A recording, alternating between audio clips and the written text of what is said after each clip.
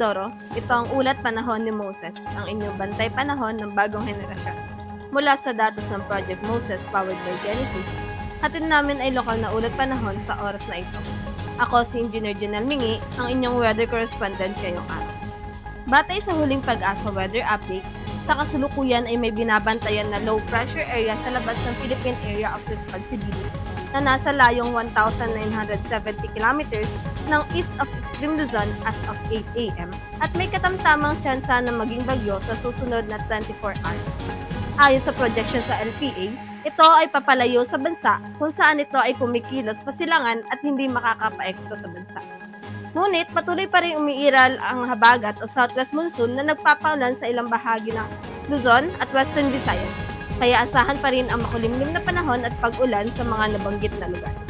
Batay naman sa satellite imagery, ang probinsya ay patuloy na makakaranas ng maulap ngunit maaliwalas na panahon na may tsansa pa rin ng pag-ulan dahil sa umiiral na habagat at localized thunderstorm.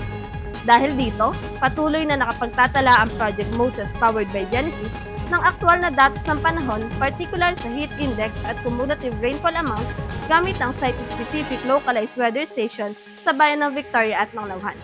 Sa nakalipas na linggo, naitala ang heat index na nasa pagitan ng 24 hanggang 32 degrees Celsius.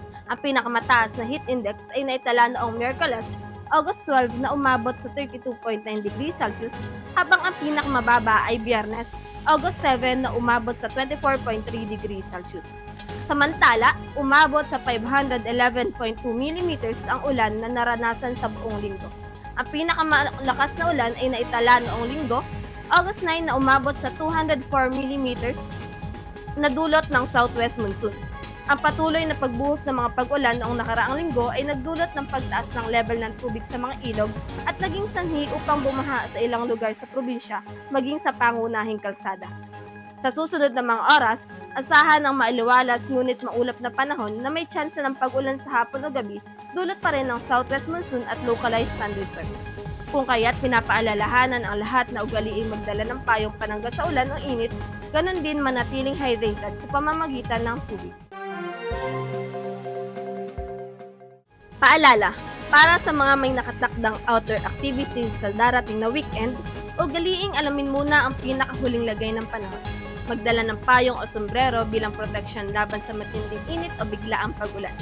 Maaari ring gumamit ng pamaypay o minifan lalo na kung nakakaranas ng sobrang init o sakaling magkaroon ng brownout. Sa ating mga motorista, mag-ingat sa pagmamaneho lalo na sa mga kalsadang mainit at maalikabok. Maging mas maingat din kapag umuulan dahil maaaring maging madulas ang mga daan. Magsuot ng magagaan at preskong damit at panatilihing hydrated sa pamamagitan ng regular na pag-inom ng tubig. Dahil sa pabago-bagong kondisyon ng panahon, pinapaalalahanan din ang lahat na pangalagaan ng kanilang kalusugan upang makaiwas sa mga karaniwang sakit tulad ng sipon, ubo at lagnat.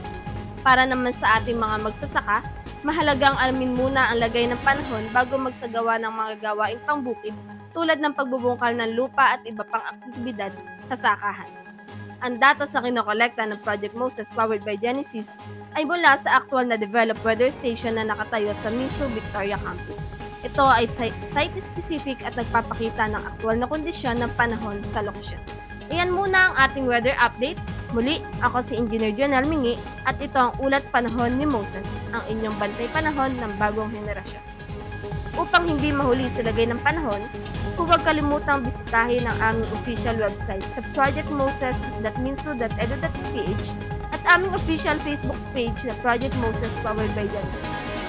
Para naman sa pinakabagong balita at anunsyo mula sa ating universidad, bisitahin ang official Minso website sa www.minso.edu.ph at i-follow ang ating official social media pages sa Facebook, Instagram at YouTube at The Minso Official. Magandang araw!